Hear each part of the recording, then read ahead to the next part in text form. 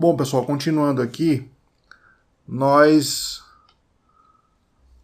havíamos parado na parte em que Jung estava refletindo sobre a imperfeição e pecado do homem, tá? E ele estava pesquisando na biblioteca do pai dele e não havia encontrado nada satisfatório, né? Ele estava bem angustiado com isso, então a mãe dele chega e diz: olha, vá ler Fausto de Goethe, tá? Ele começa a ler, né? E na leitura ele fica maravilhado, tá? Ele gosta muito do personagem Fausto, e tanto é que esse personagem e essa obra eles são citados várias vezes na obra do Jung, tá?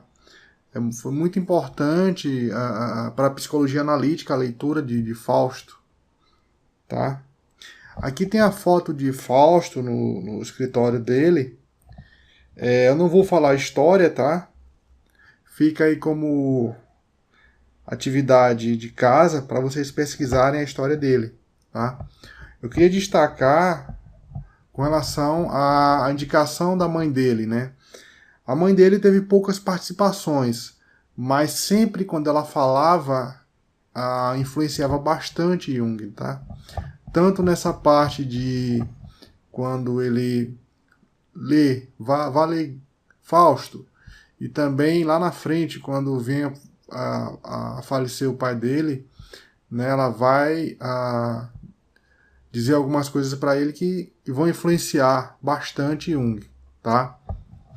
Bom, outra questão são as discussões com o pai, né? Essas discussões eram sempre de cunho religioso. Então eles discutiam sobre Deus, a Bíblia, tá? Os dogmas. O pai de Jung era dogmático, tá? Extremamente dogmático. E para Jung ele pregava algo que ele não acreditava, né? Ele pregava algo que ele não vivia, tá? Somente na teoria, né? E ele sempre dizia para Jung: olha, basta que você creia, né? Mas Jung chegava e dizia: não, eu tenho que viver, né? Seu pai então dizia: basta que você apenas tenha fé. Jung dizia: me mostre essa fé. E o pai dele desviava, né? Falava de outra coisa, né?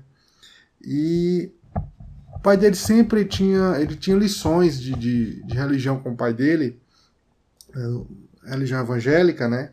Tinha aulas com o pai dele, e alguns tópicos chamavam muito a atenção de Jung, né? Ele até lembra a questão da Trindade, né? Que Deus Pai, Deus Filho, Deus Espírito Santo, Deus ao mesmo tempo é três, mas também é um, né? E quando chegou para falar sobre a Trindade, o pai dele disse: olha, eu nunca entendi isso, tá? Vamos pular para outro assunto. E isso deixou Jung extremamente decepcionado, tá?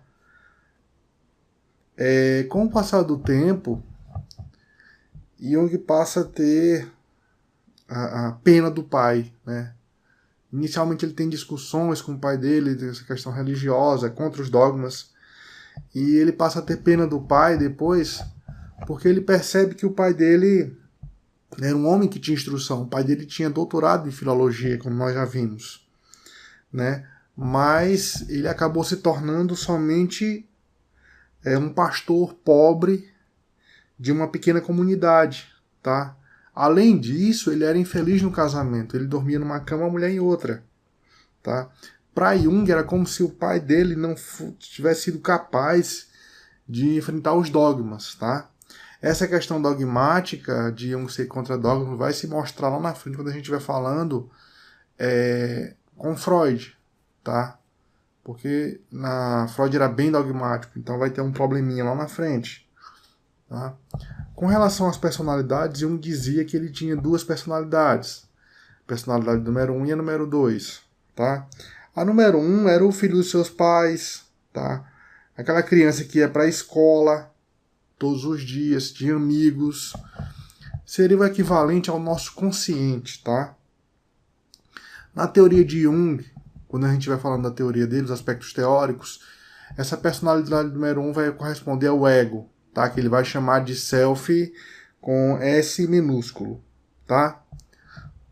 A outra personalidade, a número 2, era a personalidade que deixava ele interessado pela natureza, filosofia, história, antropologia, né?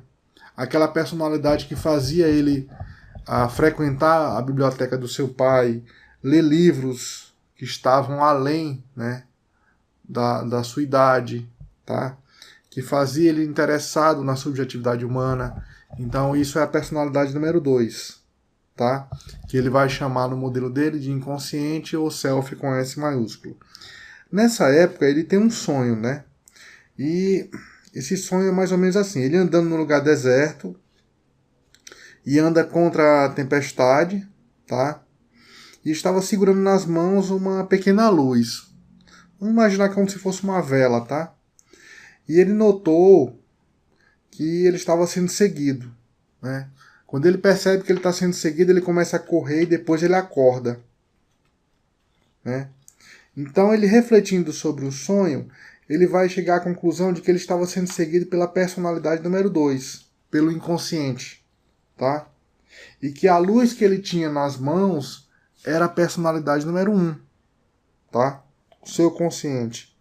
E que ele devia proteger, assim como no sonho ele estava protegendo, ele devia proteger a sua personalidade número 1.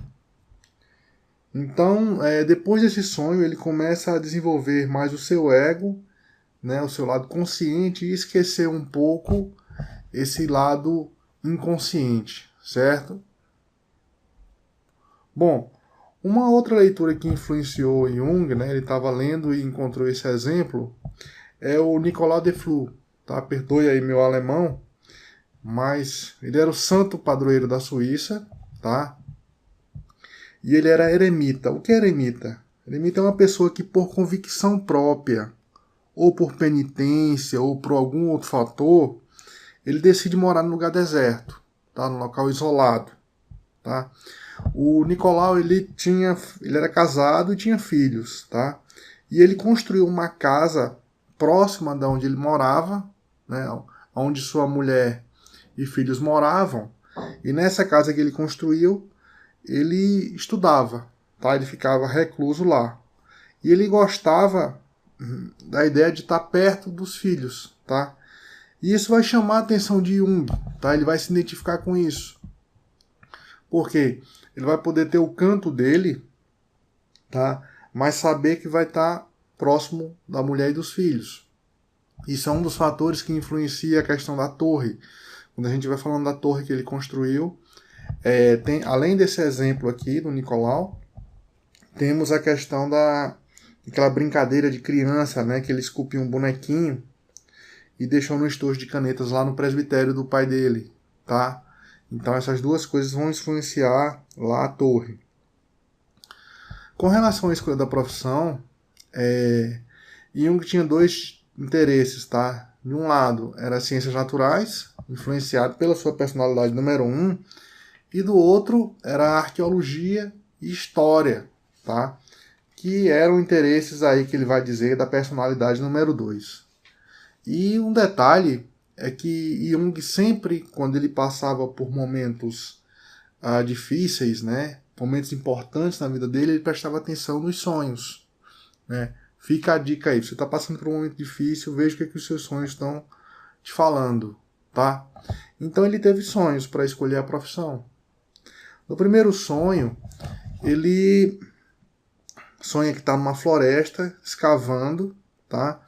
E encontrou ossos de animais pré-históricos.